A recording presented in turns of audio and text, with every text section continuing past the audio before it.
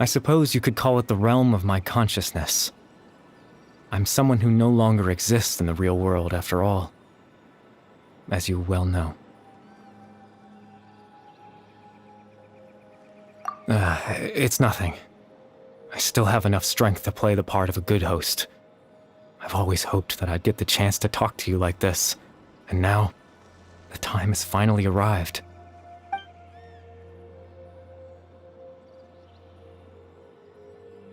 Extreme sorrow and pain, hope and regret coursing through your veins, and a degree of abyssal power that defies comprehension. Father told me that once I possessed all those elements, I would become the loom of fate, but despite his intentions for me, I never truly became the loom of fate. I was merely used as a means for its construction. In truth, I died the moment I set everything in motion. The person you see before you now is nothing but a remnant of consciousness left over within the loom of fate.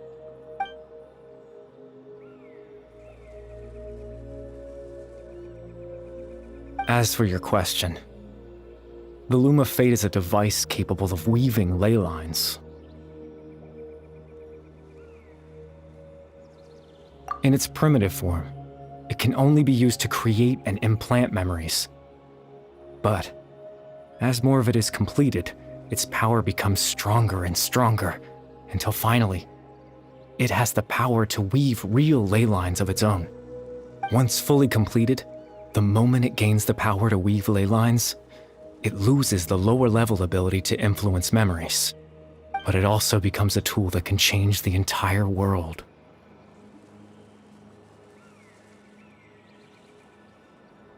Yes, I have the ability to control the loom in its semi-completed form.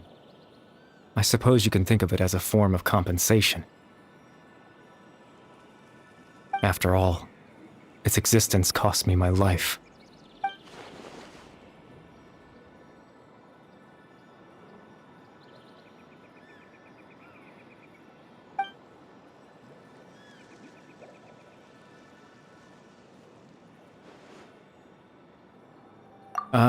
That.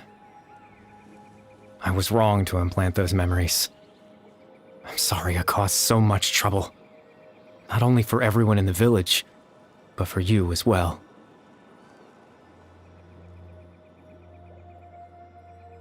I just wanted them to feel like I once existed in this world. As if I had a chance at life.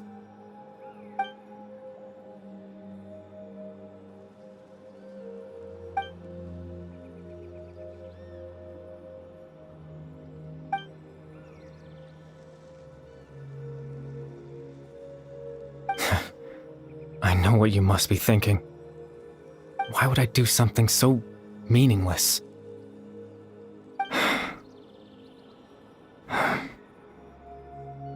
But I just couldn't accept it. I had to know what it would be like if I had my own life. What kind of person I would be. What other people would think of me.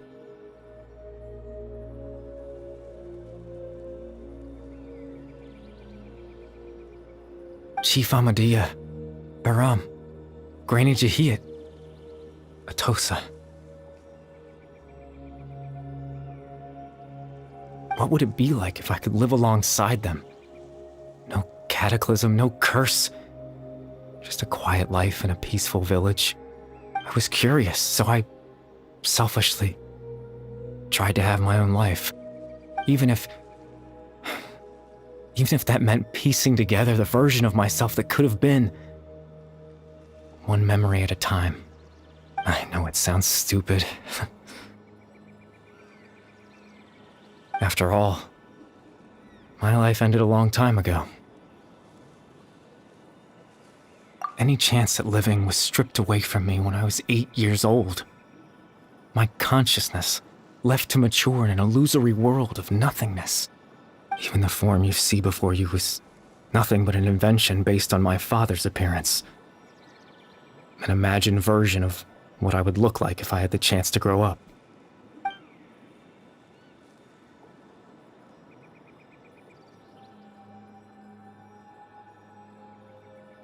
I know.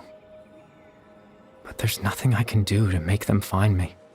If I could exist in the real world, I would return without a second thought and surprise them with the suddenness of it all.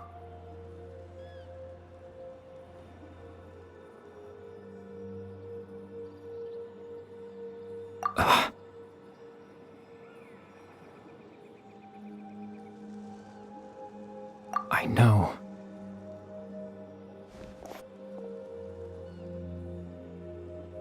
Captain Dainsleif. Twilight's sword, you mean? No need to meet up with him. Things should already be settled on his end. Exactly. As someone who could only exist in people's memories, the fact that I'm able to talk to you in my consciousness like this can only mean one thing. The loom of fate has already been completed.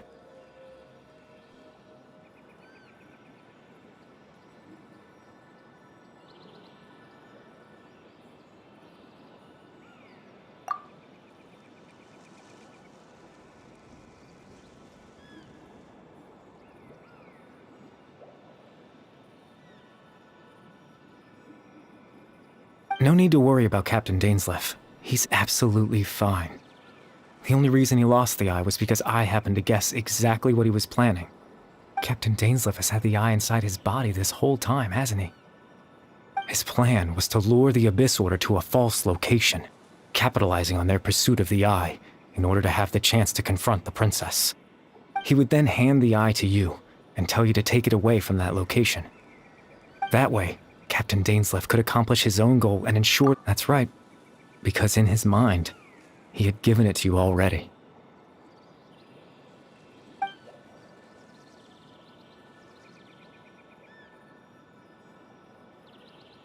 Before you two entered that false location. Traveler, wait.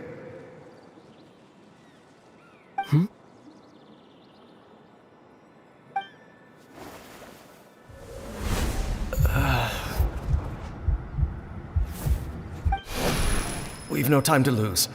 Let's head inside.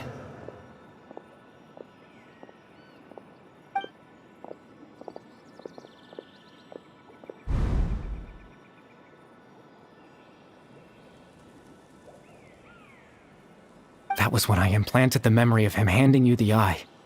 Given the tense situation at that time, Captain Dainsleif failed to notice anything out of the ordinary, and took that memory to be real. I'm sorry, Traveler, but I needed the Loom of Fate to be completed. And to do that, we had to retrieve the eye.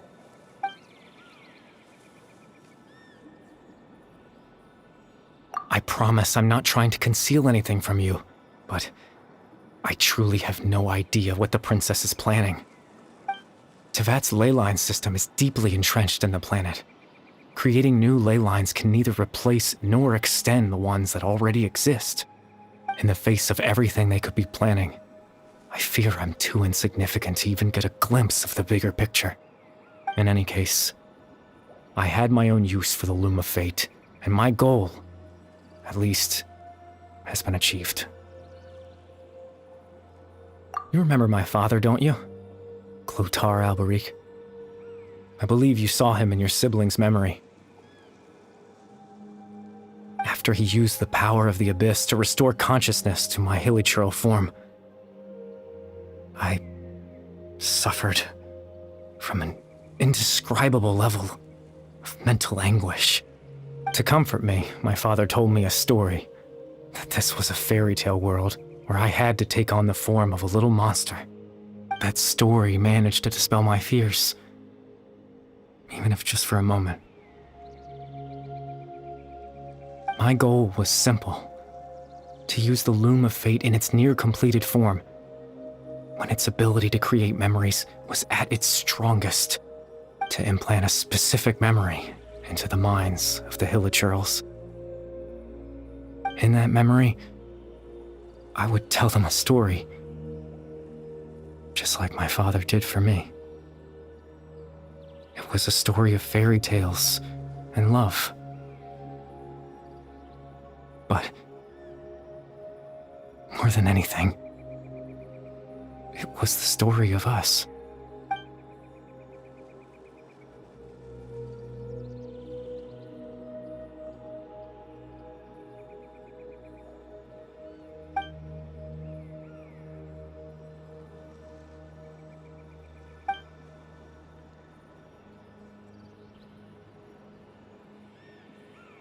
I can't change the world.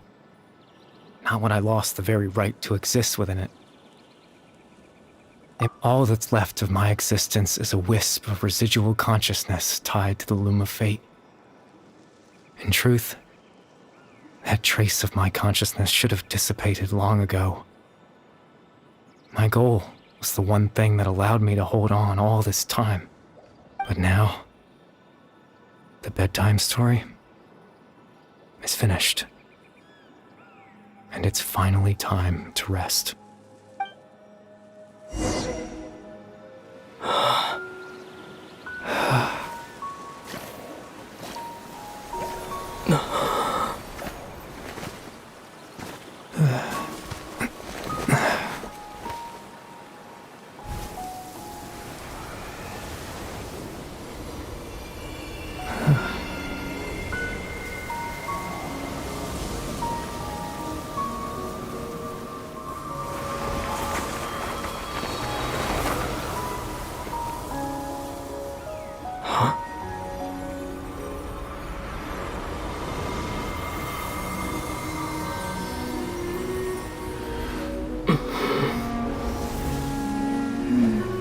Looks like I was too late to see Kari Bear one last time.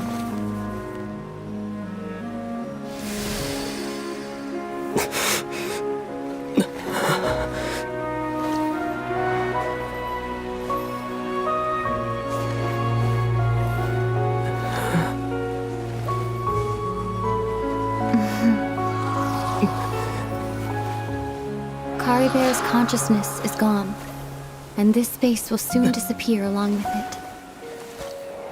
Neither of us belongs here. That's why we're not tangible. Were that not the case, I'd love to hug you too.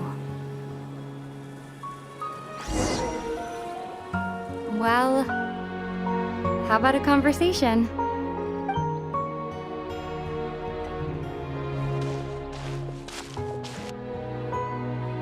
The chance to just stop and talk like this is certainly not easy to come by. That battle earlier was tough. The one against Dane, I mean. I didn't expect that after everything, he would still hesitate to raise his sword against me. Were it not for that, perhaps I'd still be no match for the Twilight Sword. Even after 500 years. The loom of fate, huh? I still haven't found a way to utilize it to its full potential. But there's still time before the heavenly principles awaken. Yes, for 500 years now, ever since the cataclysm in Conria, there's been no sign of activity. Not long ago, you witnessed the Hydro Archon destroy her divine throne. Yes? Such a flagrant disregard for the rules, and still Celestia took no action. I suppose that's proof enough of the Heavenly Principles situation. However, the Heavenly Principles will awaken. We just don't know when that will be, or what might trigger it. You could say that. Just look at Kari Bear. He was so pure and single-minded. The space we now find ourselves is a perfect representation of who he was. Quiet and peaceful. Even as a hilly churl, seeing the terrible sight within the mirror wasn't enough to taint his spirit. He brought comfort to the people of this world, even though he was denied the very right to be a part of it. So ask yourself this. Who was it that deprived him of that right to exist? Of course, that's only one example. My feelings about the heavenly principles are too complicated to explain in just a few words.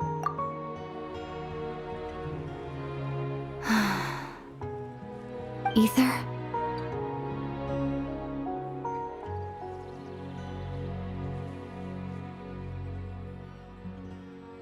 You're the only one in this world who calls me that. There's so much I wanted to ask you, but for some reason, I'm not interested in asking those questions right now. There's just one thing I have to ask. One thing I could never understand. Why? Why can't we continue our journey together?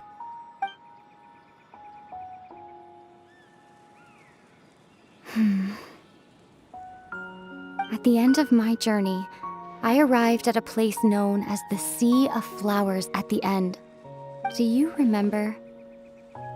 A long time ago, when we traveled between worlds together, you told me you wanted to find a place in the universe where that one flower was in full bloom.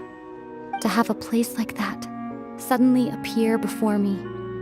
Well, would you think of that as a coincidence? You mean... I miss you too, Aether. But as this war continues to rage, and as I continue to seek that final answer, I don't even know how to face myself sometimes, let alone my own brother. What's going on? This space has lost its tether. I doubt it'll be able to exist much longer. In fact, aside from our inability to physically interact with each other, there's something else you should know about this space. With Kari Bear gone, we won't be able to remember anything that happened here. Everything in this space will be wiped from existence, including all memory of our reunion. You're only telling me this now?